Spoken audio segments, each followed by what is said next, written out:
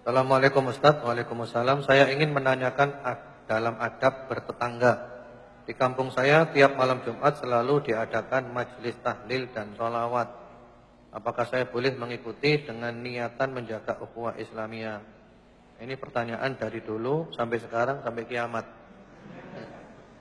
Iya, ribut tahlilan, ribut sholawatan. Begini ya ikhwan ya. Kita ini harus menyadari kita hidup di mana gitu.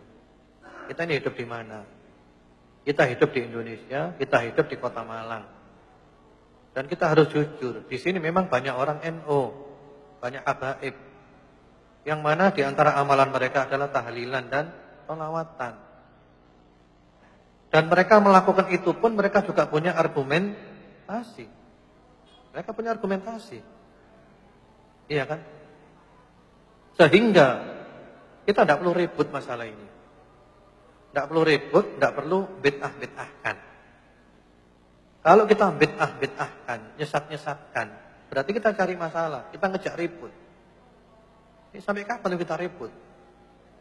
Pertama, ini bukan masalah yang prinsip. Betul apa enggak? Setuju apa enggak? Setuju, enggak setuju, harus setuju. Ini masalah bukan prinsip ya ikhwan.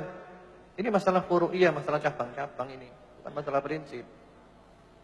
Dan mereka juga punya ulama. Walaupun kesimpulannya kita harus berbeda pendapat. Aku tidak tahlilan, aku tidak sholawatan. Kamu tahlilan, kamu sholawatan, silakan. Kita saling menghormati. Kita adalah sesama muslim.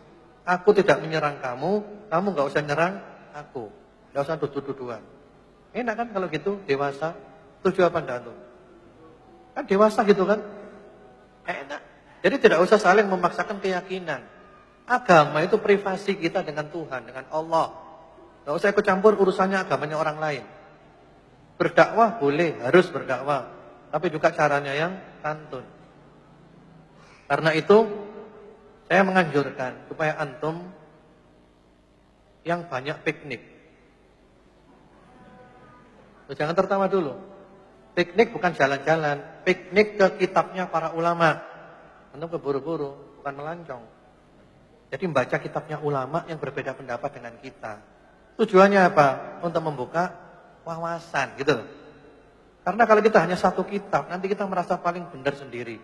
Surga, teman-teman, ikhwan, billah wa akhwat, surga milik kita ya. Yang lainnya tidak punya surga. Surga milik kita saja. Ada enggak kelompok seperti ini? Iya. Semuanya dianggap ahli neraka. Surga milik dia pribadi. Surga yang sebelah ndi gitu. Ya kita tidak tahu isinya itu apa bidadari, apa wewe gombel.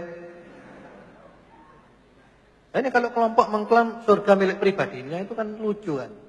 Ini ulama sak dunia ini banyak. Seperti itu. Kami menganjurkan untuk piknik. Dalam arti rajin-rajin baca kitabnya ulama yang berbeda pendapat dengan kita. Tujuannya untuk membuka wawasan.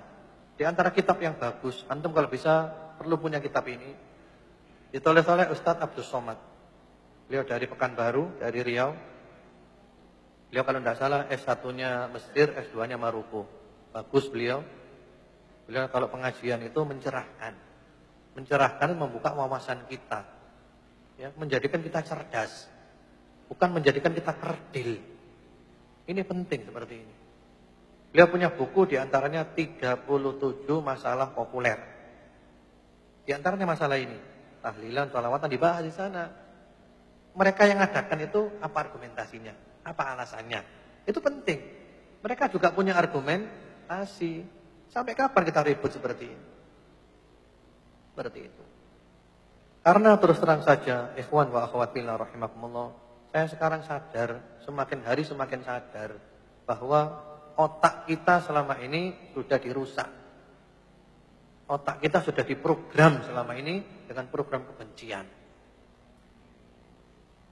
Kalau ada kata-kata ahli bid'ah, yang langsung otak kita kemana arahnya? Jujur antum. Kalau ada kata-kata ahli bid'ah, langsung kemana arahnya? Yang di bayangan kita itu. Kemana? Antum jawab ya ikhwan. Kemana? Enggak, bukan maksudnya kelompok. Kelompok mana? Kalau ada kata-kata ahli bid'ah, yang ada di benak kita itu kelompok mana yang hadir? Yang langsung. Yang refleks mana? NU. Ahli bid'ah langsung NU habaib. Ini salah. Salah itu. Mereka bukan ahli bid'ah. Mereka adalah ahlus sunnah wal jamaah. Ahlus sunnah wal jamaah sama dengan kita. NU, Muhammadiyah, Al-Irsyad, Persis, Salafi, Habaib, Ikhwanul Muslimin, Jamaah Tabligh. Ini semuanya ahlus sunnah wal jamaah. Kenapa kita katakan ahlus sunnah wal jamaah? Karena akidah mereka, akidah ahlus sunnah wal jamaah. Rukun Islamnya ya 5, 2 kalimat syahadat, salat, zakat, puasa, haji. Rukun imannya ya 6, iman kepada Allah, malaikat, kitab-kitab, para rasul, hari akhir, takdir. Akidah tentang sahabat sama, Al-Qur'annya sama, tafsirnya sama, kitab haditsnya sama, syarah haditsnya sama, semuanya sama. Bedanya sedikit dan itu pun bukan masalah yang prinsip. Jadi kalau mereka dibilang ahli bid'ah, saya enggak setuju. Ini juga sumber masalah di antara kita. Karena kita sering menuduh yang di luar kita sebagai ahli bid'ah. Enggak usah lah. Kita insya Allah sama-sama ahli sunnah wal jamaah. Lah terus siapa ahli bid'ah itu? Kalau kita kembali ke salafus saleh yang keras kepada ahli bid'ah. Jangan kumpul ahli bid'ah. Jangan bertangga dengan ahli bid'ah dan seterusnya. Itu memang benar-benar ahli bid'ah yang akidahnya menyimpang. Bukan ahlus sunnah wal jamaah. Ahli bid'ah pada zaman salafus saleh itu diantaranya Khawarij. Kebalikannya Khawarij Murji'ah. Syiah Rafidhah. Kebalikannya Nawasib. Kemudian Qadariyah, Jabriyah, Mu'tazilah, Jahmiyah. Memang mereka ahli bid'ah. Seperti itu. Jadi NU, Habaib dan yang lainnya itu saudara, sama ya. Saya ulangi lagi, NU, Muhammadiyah, Al-Irsyad, Persis, kemudian Salafi, Habaib, Jamaah Tabligh, Ikhwanul Muslimin. Ini sama. Sama ya ikhwan. Saudara. Dan saya mengatakan begini pun, karena dulu sudah pernah, keras-kerasan itu pernah. Keras-kerasan, nuduh-nuduh bid'ah ini sudah pernah, sudah hatam. Ya sudah taubat. Dan setelah taubat kepada Allah, semakin hari semakin dibuka oleh Allah. Bahwa ajaran-ajaran yang suka nuduh bid'ah-bid'ah itu sangat efektif untuk menghancurkan umat Islam. Sangat efektif untuk memecah belah umat Islam. Yang dimusuhi itu loh umat Islam. Musuhnya nomor 1 adalah umat Islam. Sehingga semua ulama yang di luar kelompoknya dihabisi semuanya. Dibunuh karakter ulama semuanya. Sehingga ulama hancur semuanya. Ini ajaran apa seperti ini? Islam bisa rusak kalau kayak gini. Setiap ulama dihancurkan karakternya. Sehingga kita nggak ngambil ilmu dari dia. Oh ini sesat, ini sesat, ini sesat. Semuanya sesat yang di luar kelompoknya dia. Repot kalau gini kan. Jadi mari kita bersikap dewasa. Beda pendapat boleh. Beda pendapat itu indah. Selama bukan dalam masalah akidah. Akidahnya tetap ahlus sunnah wal jamaah. Dalam amalia-amalia monggo silakan, enak. Kita tetap bersaudara. Yang kita kedepankan adalah innamal mu'minuna ikhwah. Al-muslimu akhul muslim. Sama-sama muslimnya, sama-sama berimannya, saudara. Walaupun organisasinya berbeda. Anda Islam enggak? Islam saudara. Anda iman enggak? Iman saudara. Seperti itu. Ini penting. Di masalahnya Al-Quran itu kita tinggal.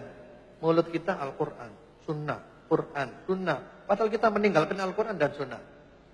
Kita suka dengan ucapannya manusia. Lebih kita kedepankan daripada Al-Quran dan As-Sunnah. Jelas apa enggak? Insya Allah semua kelompok tadi itu rujukannya juga Al-Quran dan As-Sunnah. Tidak ada yang rujukannya itu Taurat wal Injil, tidak ada. Itu dulu aja ya. Mudah-mudahan bermanfaat. Allah nanti kita ketemu lagi dalam keadaan yang lebih baik lagi. Allah menjadikan kita istiqomah. Allah semakin mempererat ukhuwah kita. Ya, terutama di Kota Malang. Mari kita mulai dari Kota Malang. Bahwa kita ini lintas organisasi bisa bergandengan tangan. Ayo kita bangun Malang bersama-sama. Kalau kita tukaran terus sampai kapan kita? Dan itu memang orang-orang kafir itu tahu Islam nggak bisa dikalahkan. Orang kafir tahu itu. Jangan coba-coba ngelawan Islam. Jangan coba-coba ngelawan Al-Quran. Jangan coba-coba ngelawan Allah. Jangan coba-coba ngelawan Rasulullah sallallahu alaihi wasallam. Anda kalah. Anda kalah.